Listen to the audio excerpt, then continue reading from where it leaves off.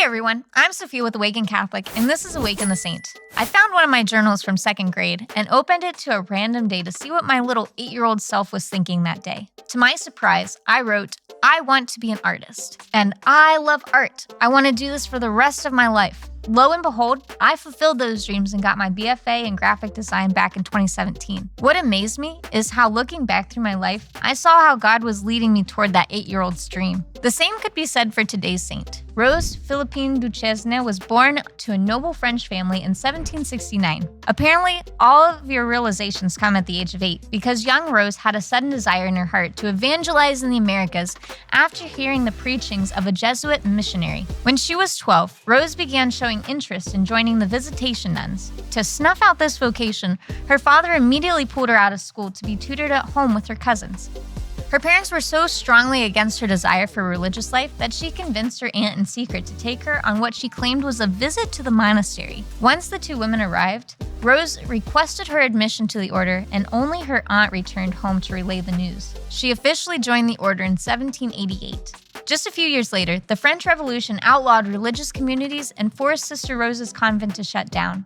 For the next 10 years, she lived as a laywoman, but remained to follow the order's vows she had taken. She cared for the sick, hid priests from the revolutionaries, and opened a school for the poor children. The revolution eventually came to an end, and Sister Rose Philippine attempted to re-establish her order. But with so few sisters remaining, they ended up merging with the Society of the Sacred Heart. Still not a bad compromise in her eyes, and made her new vows with the society in 1805. 10 years later, Sister Rose was sent to the heart of the parish to establish a Sacred Heart convent. With great success, the convent flourished, and she was then requested to do what she had desired from a very young age. She was asked to evangelize in the Louisiana territory of North America.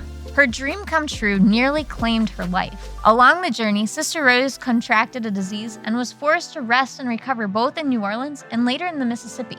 Eventually, she arrived at her destination and was successful in establishing the monastery, along with 6 other schools and orphanages throughout the territory. Despite her foreign French methods and poor English, her students received high educations, and the schools were later acquired by a local Jesuit order. Her final joy before retirement was teaching the Native American children. Although she was never able to fully grasp the Potawatomi language, she came to be loved by the villagers and was known as the woman who prays always. We may not all come to a sudden realization when we're 8, but God definitely speaks to each of our hearts and shares the life He desires for us. It's up to each of us to listen and respond to that call, whether it be for a career, vocation, or anything else. May we listen to the call placed on each of our hearts with the intercession of St. Rose. St. Rose Philipine Duchesne, pray for us.